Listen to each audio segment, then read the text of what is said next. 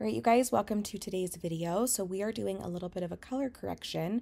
As you can see here, she's got a few different tones within her hair and a lot of red that we're wanting to counteract, but also keeping it natural looking. So the fun thing about this client is she drove 4 hours to get her hair done, and she gave us free reign to do what we wanted. We did have a few guidelines, like she wanted extensions for sure. She did want to change, but she did want to keep it low maintenance as well.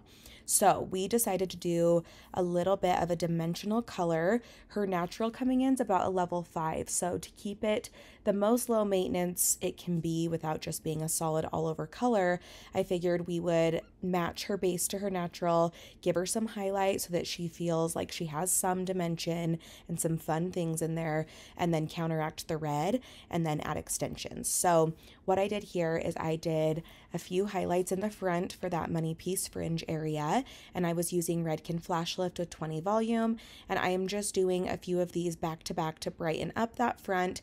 And when you're trying to counteract red or lift out color like this, it's really important to saturate really well and use small sections just to make sure everything's getting knocked out the way you want it to.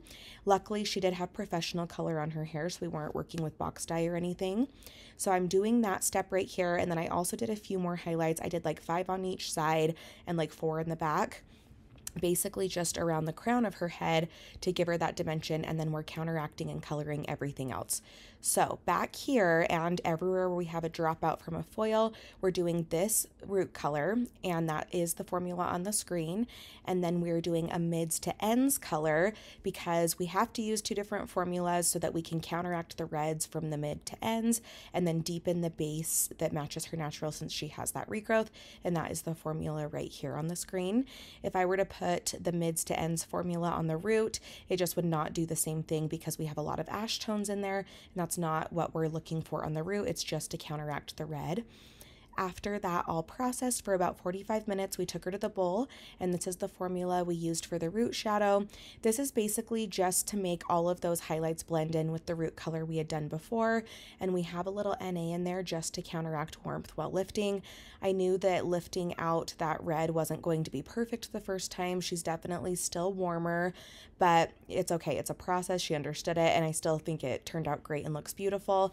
And brunette hair actually is very complementary with warm tones, so you don't necessarily want to strip all of it, but you know, color corrections, you just never know what you're going to get. And then this is the toner that we used on the highlights after we did that root shadow, just to cool everything down a little bit and give her more of like a caramely look.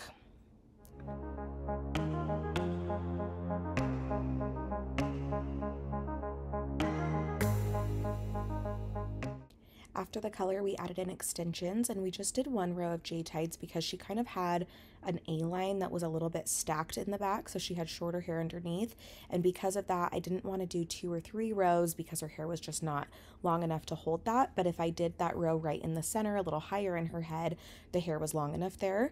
So I did the 1 row of J-tides with 6 bundles on this row, and those are in the colors that were on the screen, and then we filled everything else in with tapes. And honestly, with a haircut like she has, even if they have finer hair, you're gonna need more hair just to give the ideal look. And since it was stacked and a little bit shorter, tape-ins are ideal to fill those gaps in, whereas wefts couldn't necessarily do that all on their own. So I love doing the combo method using wefts and tapes for something like this. And then we're just blending her up to make sure everything blends really well, especially with her shorter hair. So if you have a client with short hair who wants extensions, just let them know they may need a little more hair than the average person, and then the blending and the color match has to be on point for it to look really natural.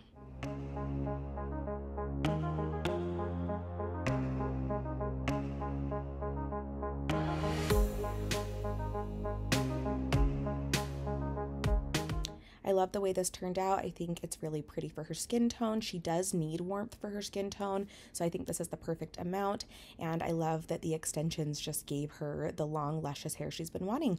Thank you so much for watching this video, you guys, and if you ever want more tutorials like this one or anything different, please comment below and let me know. Thank you so much for watching, and have a great day.